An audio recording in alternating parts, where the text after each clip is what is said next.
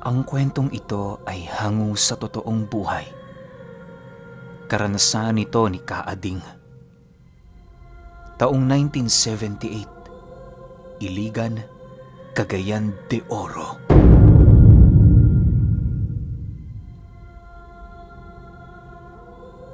Itong mga panahong ito, dala-dala ni Kaading ang kanyang pamilya patungo sa Iligan. Kasalungat ng mga pamilyang lumilipat, hindi sila nadapo roon dahil lamang sa kanilang kagustuhan. Itong si Kaading kasi, merong mga tinatakasang nilalang. Bagaman alam niya sa kanyang sarili na hindi ito uubra sa kanya, nagpasya siyang tumungo sa Iligan para mailigtas ang kanyang pamilya. Bukod sa naghihirap na ito, dagdag pasanin din sa kanya ang karamdaman niyang iniinda. Bale, atras tayo ng 1 taon para malaman ang istorya ng kasalukuyang buhay ni Kaading. Noong mga panahong payapa pa silang namumuhay sa baryong kinamulatan nilang mag-asawa, nakilala roon si Kaading bilang isang mahusay na manggagamot. Hindi lang siya dalubhasa sa larangan ng medisina, bagkus maging sa mga kombateng nagaganap sa espiritual na mundo. Kapag nagkakasakit ang kanyang mga kababaryo, siya palagi ang pinupuntahan ng mga ito. Sa pagsapit ng buwan ng Marso, naging matunog ang kanyang pangalan sa ibayong lugar na kalapit lamang ng kanilang baryo. Kuno-kunong mga aswang ang naninirahan doon, sa kadahilan ng ayon sa mga taong nakapunta sa lugar na yon, kakaiba ito sa lahat ng baryong kanilang pinuntahan. Bukod sa walang sementeryo ang lugar, marami ding nagkalat na dumi sa paligid na parabang hindi ito nalilinisan. Sa pinakagitnang bahagi ng baryong yon, nagsisitaasan ang mga damo na animoy hindi ito problema para sa mga taong naroon. Kakaiba din ang simoy ng hangin sa paligid, gawa ng sa bawat paglanghap mo ng hangin doon, mararamdaman mong hindi na ito sariwa dahil sa kakaibang amoy na bumabalot dito. Kahit alam ni Kaading ang tungkol sa baryong yon, mariin niya yung hinahayaan. Para sa kanya, hindi saklaw ng kanyang responsibilidad ang anumang kaganapang nangyayari sa labas ng lugar nila. Matagal din silang nanahimik roon, subalit dumating ang pagkakataong naganap ang pangyayaring hindi niya inaasahan. Isang araw, habang meron siyang ginagamot na pasyente, nakaramdam siya ng kakaibang presensya na pumasok sa lugar nila. Sa sobrang lakas ng presensyang yon, naalarma maging ang mga engkantong naninirahan sa bahay niya. Ang ginawa niya, tinapos niya muna ang kanyang ginagamot bago siya nagpasyang hanapin ang nilalang. Pagtungtong ng 7:00 ng umaga, nagpasya siyang maglibot sa lugar nila. Hindi pa man siya nakakalabas ng bahay, sinalubong na siya ng lalaking palaging nagbibigay ng ulat sa kanya. "Kaading, may dayo sa lugar natin. Isang matanda at isang binata. Hindi ko alam kung anong pakay nito rito pero hinahanap nilang mga albularyo. Ano ho ang gagawin ninyo?" Wika ng lalaki. Dahil sa sinabi nito, dali-dali naman siyang bumalik sa loob ng kanilang bahay para maghanda. Imbis na hindi niya dadalhin ang kanyang medalyon, napilitan siyang suotin ito. Ginagawa lamang ni Kaading ang pagkakarga sa oras na nakakaramdam siya ng panganib. Pagdating niya sa altar nila, bumungad sa kanya ang medalyong nasa tabi ng kandila. Nakapulupot yon sa baging ng makabuhay at mga kakaibang batong minana niya pa sa kanyang mga ninuno. Gabi-gabi niya din yung dinadasalan upang masigurong hindi hihina ang bisa nito. Pagkakuha niya rito, humingi siya ng proteksyon sa kanyang gabay na siya namang agad nitong tinugon. Bago umalis si Kaading sa altar, lumitaw ang kanyang gabay sa kanyang harapan na nasa kaanyuan ng isang matandang may pakpak na halos maihahalin tulad mo sa isang uwak. Ading, mag-iingat ka. Ang iyong makakaharap ngayon, maaaring makapagpabago ng buhay mo at ng buhay ng iyong pamilya. Wika ng kanyang gabay. Matapos nitong makapagsalita, naglaho yun sa pamamagitan ng kulay puting usok. Nang marinig ni Kaading ang sinabi nito, dali-dali naman siyang lumabas ng kanilang tahanan. Kampante naman siya noon kahit papaano, gawa ng alam niya ang kanyang limitasyon at ang lakas ng kanyang gabay. Ni minsan sa buong buhay niya, hindi pa siya nito nagawang pabayaan. Sa paglabas niya ng kanilang tahanan, kitang-kita siya ng lalaking nakahanda mula ulo hanggang talampakan. Pagbagtas nila ng daan, patuloy naman niyang nararamdaman ang kakaibang presensya sa kanilang baryo. Nang marating nila ang sentro, bumungad sa kanya ang binatilyong nakaupo sa gilid ng liwasan. Walang pagdadalawang isip niya yung pinuntahan para naman kahit papaano magawa niyang malaman ang rason nito.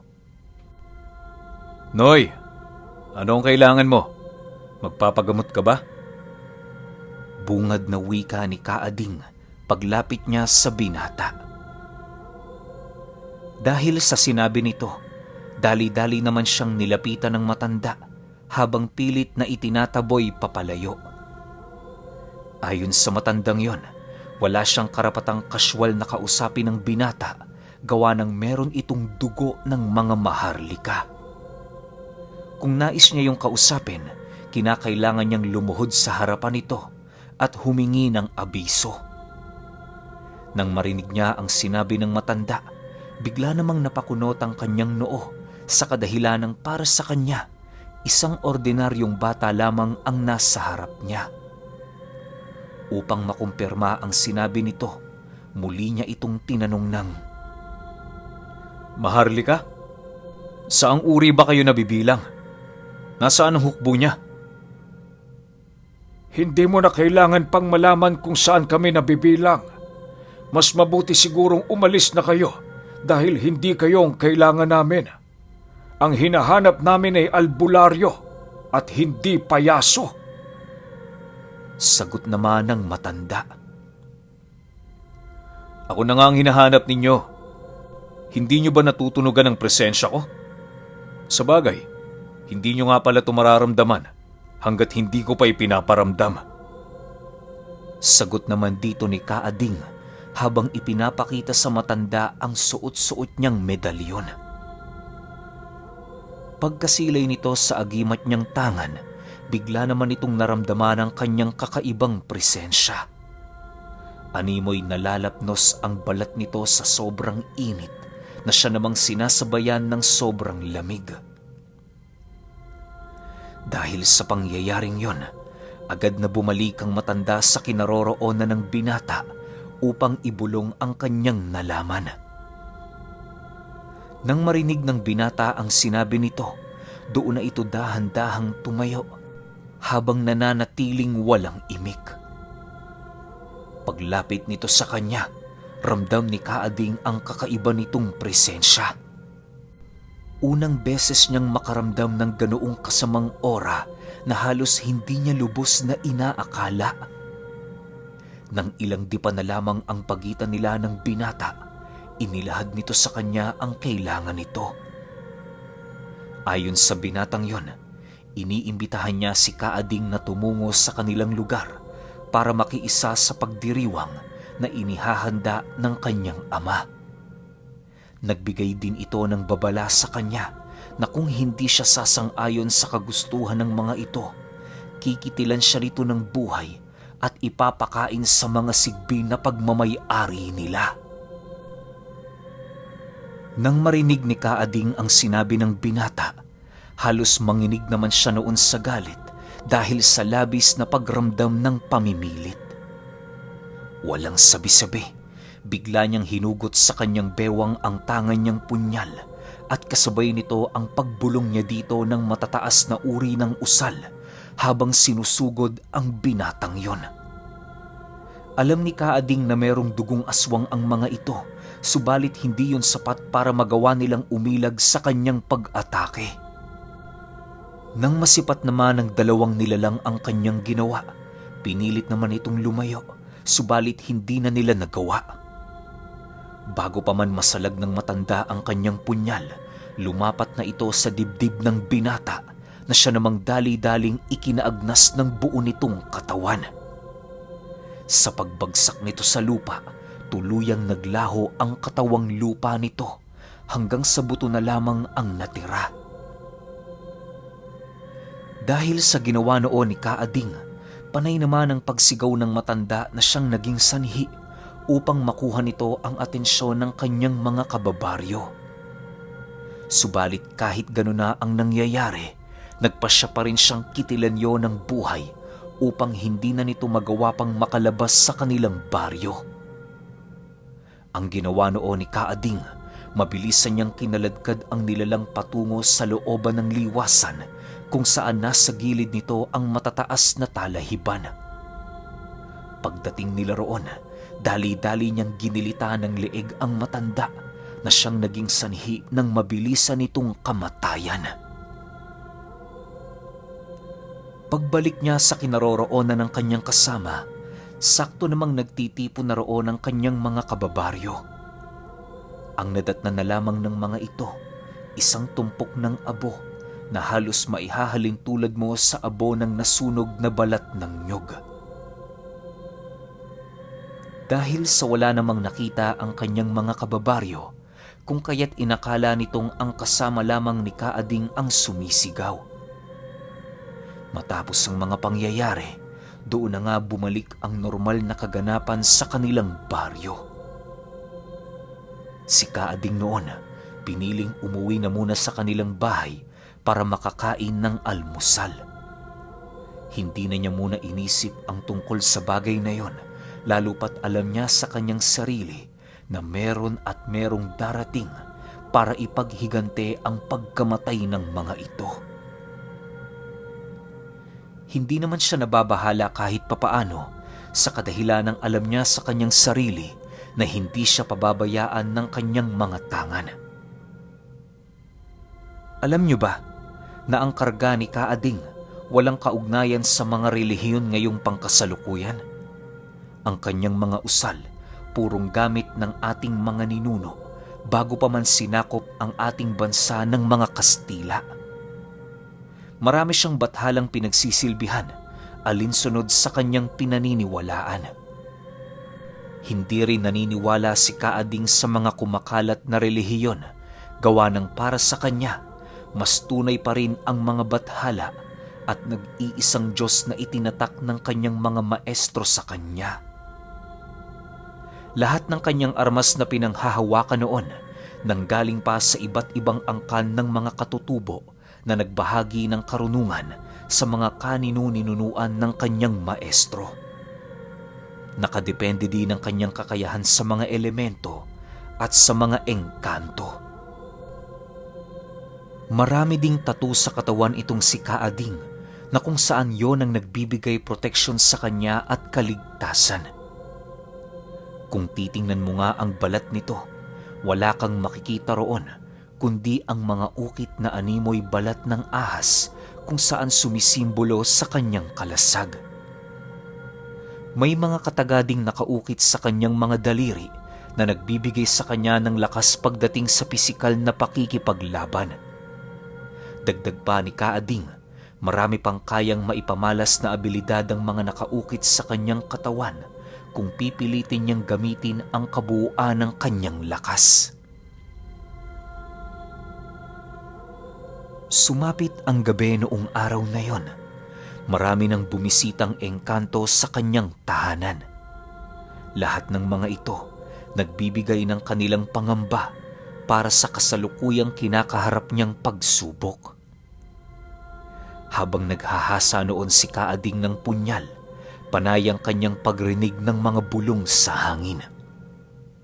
Ang kanyang gabay nananatili sa kanyang harapan, nakaupo at nakapikit ang mga mata nito. Nagpapakalat din yon ng presensya sa buo nilang tahanan nang sa gayoy magsilbi nila itong mga mata para makaiwas sa panganib. Sa paglalim ng gabi, natapos na nga ang trabaho ni Kaading. Ang ginagawa niya, inilagay ang kanyang mga armas sa altar na palagi niyang dinadasalan. Nang mapansin naman ito ng kanyang gabay, dahan-dahan yung lumutang sa ere habang nananatiling tahimik. Maya-maya pa, kinausap naman ito ni Kaading sa pamamagitan ng kanyang isipan upang kahit papaano'y malaman niya ang kanyang susunod na hakbang. Napag-alaman niya kasi noong ang baryo ng mga aswang na malapit lamang sa kanilang lugar ang kasalukuyan niyang makakalaban. Hindi biro ang gabunan ng mga nilalang na yon, gawa ng kilala niya ito bilang nagtatangan ng kaluluwa ng mga demonyo. Malakas din ang gabay ng gabunang yon na nasa kaanyuan ng isang empaktong nagpaparusa sa mga kaluluwang naliligaw. Bagaman hindi niya pa nakikita ang gabunan ng nasabing baryo, malakas ang kanyang kutob na hindi niya yun basta-bastang magagapi. Wala naman siyang pagpipilian kundi kaharapin ito dahil alam niya sa kanyang sarili na hindi siya nito tatantanan. Kaibigan, sa tingin mo, ano ang kinakailangan kong gawin? Ako ba ang sasalakay sa kanilang lugar? O hahayaan ko munang manalasa sila dito sa atin? Tanong ni Kaading sa kanyang gabay. Nang marinig nito ang kanyang sinabi, inilahad nito sa kanya na kung nais niyang walang madamay, hindi na niya kailangan pang hintaying lumapit sa kanilang lugar ang digmaan. Siya lang naman ang pakay ng mga nilalang na yon sapagkat siya lamang ang nagkasala sa angka ng mga ito. Matapos nitong makapagbigay ng opinyon, nangako naman ito sa kanya na gagawin nito ang lahat para lamang siya ay mabigyan ng tulong. Pagpatak ng hating gabi, nagtipon ang lahat ng mga engkantong nasa ilalim ng kanyang puder para magbigay sa kanya ng suporta. Binubuo yon ng mga tikbalang, tayho, kapre, laman lupa at kung ano-ano pa na payapang naninirahan malapit sa bahay niya. Isa lang ang sinabi ng mga engkanto at yon ay lalaban sila para kay Kaading. Hindi kasi nila kayang maisip ang kanilang buhay kung mawawala ang albularyong naging kasama na nila magmula pa noong panahon ng kanilang mga ninuno. Matapos nilang mapagkasunduan ang mga bagay na kanilang gagawin, nagbigay muna ng palugit si Kaading sa kanilang mga kalaban, gawa ng ang nais niya, magbigay siya ng rason sa mga ito para gawin ang kanilang planong pagsalakay. Ilang araw din siyang naghintay hanggang sa dumating ang puntong nakarinig siya ng balita ukol sa pagsalakay ng mga aswang sa kanilang lugar. Una niyang ginawa, pinagpapapatay muna ang mga ito hanggang sa dumating ang puntong nagawa na niyang makuha ang atensyon ng pinakagabunan. Sa pagdating ng pagkakataong yon, ito na mismo ang bumisita sa kanilang baryo, subalit nagawa yung maitaboy ni Kaading at ng kanyang pangkat. Lumipas pa noon ng 2 linggo, doon na nga siya nagpasyang sumalakay. Bago siya umalis sa kanilang tahanan, kabilin-bili na niya sa kanyang asawa ang tungkol sa peligrong kinakaharap niya. Inilahad niya ditong may posibilidad na hindi na siya makauwi ng buhay dahil sa dami ng kanyang kalaban. Wala naman siyang malalapitang ibang albularyo sa kadahilan ng karamihan sa kanyang mga kakilala takot sa angkang yun. Sa pagdating niya sa lugar ng gabunan, sinalubong siya ng 10 nitong kawal. Hindi naman siya nagawang mapigilan ng mga ito, kung kaya't nagtuloy-tuloy ang kanyang paglalakad patungo sa sentro ng baryo. Wala nang sumalubong sa kanila pagdating sa lugar na yon, gawa ng karamihan sa mga kawal ng gabunan na gawa na niyang mapaslang sa ilang araw nilang paglalaban. Nang magkaharap na silang dalawa, doon bumungad sa kanya ang nagwawalang aswang. Galit na galit itong makita siya sa kadahilanang naaalala nito kung papaano pinaslang ni Kaading ang anak nitong walang kalaban-laban. Sa pagsisimula ng kanilang pagtutuos, marami silang binitawang mga usal sa bawat isa. Ang gabunan noon, ginamit na din ang kanyang gabay na siya namang walang pagdadalawang isip na ginawa ni Kaading. Upang mas mapalakas pa ang kanyang pag-atake, ibinalot niya sa kanyang kamay ang suot-suot niyang medalyon kung saan naroroon ang kanyang punyal. Makalipas lamang ang kalahating oras nilang paglalaban, ramdam na niya ang panghihina ng gabunan. Nagagabi na din ang kanyang gabayang impaktong gumagabay dito na siya namang ikinatuwa niya ng husto. Alam niya sa kanyang sariling hawak na niya ang panalo dahil hindi maglalaon, susuko na din ang nilalang na yon. Sa pagpapakawala ni Kaading ng kanyang panghuling atake, wala nang nagawa ang gabunan kundi ang salagin nito gamit ang kanyang katawan. Paglapat ng punyal doon ni Kaading, ramdam naman niya ang pagtarak ng kanang kamay ng nilalang sa kanyang dibdib. Habang magkalapit silang dalawa, narinig niya yung nag-uusal at kasabay nito ang pagramdam niya ng isang presensya na dahan-dahang bumabalot sa katawan niya. Habang buhay mamalasin ka, kahit gustuhin mo mang tapusin ang iyong sarili, magiging bigo ka. Makikita mo kung papaano mamamatay ang bawat miyembro ng iyong pamilya. Humanda ka, albularyo. Hindi pa dito nagtatapos ang paghihirap mo. Kahit patay na ako, gabi-gabing dadalaw sa iyo ang bangungot ng sumpa kong ito.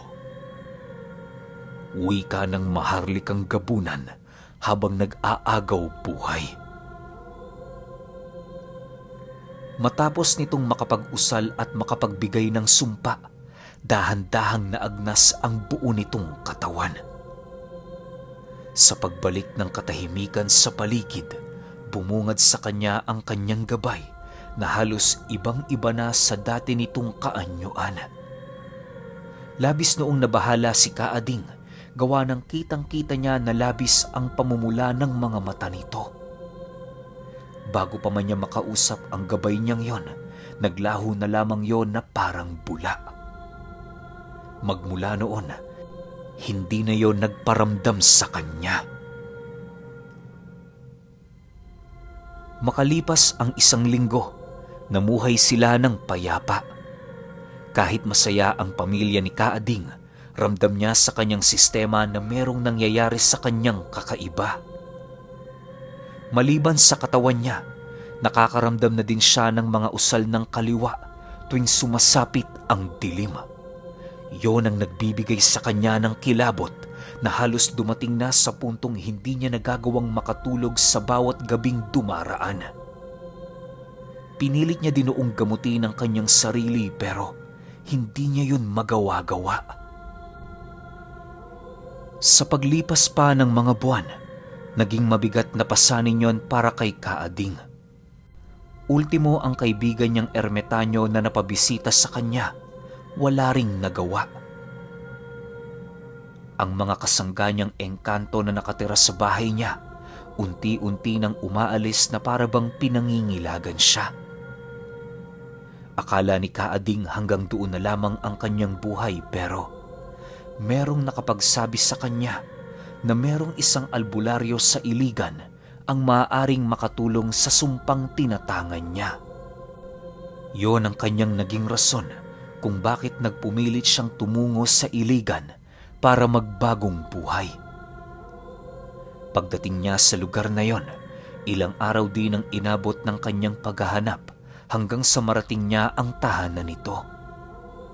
Marami yung ginawang ritual sa kanya pero bigo yung mabawi ang buhay na sumpa ng maharlikang gabunan.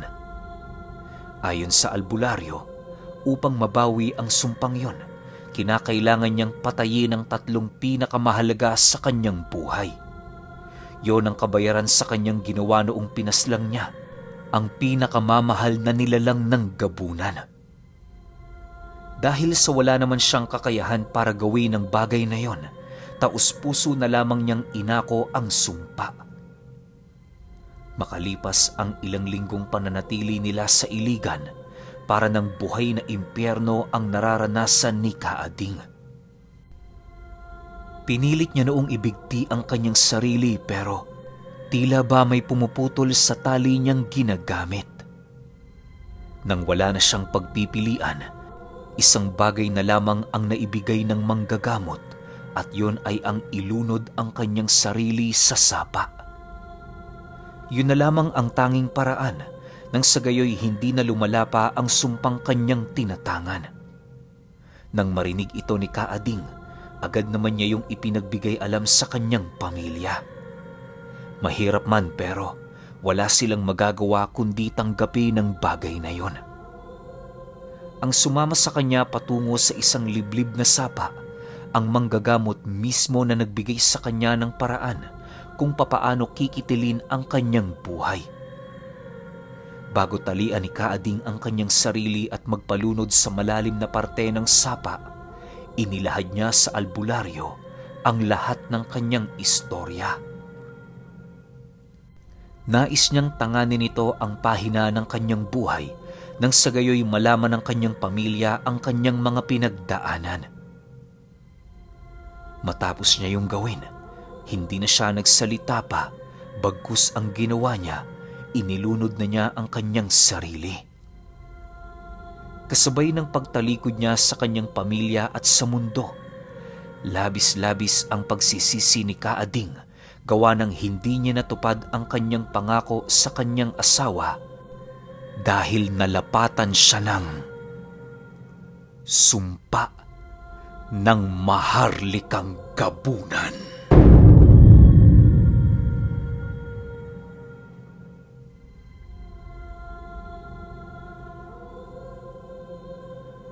Okay, opinyon ko sa kwento.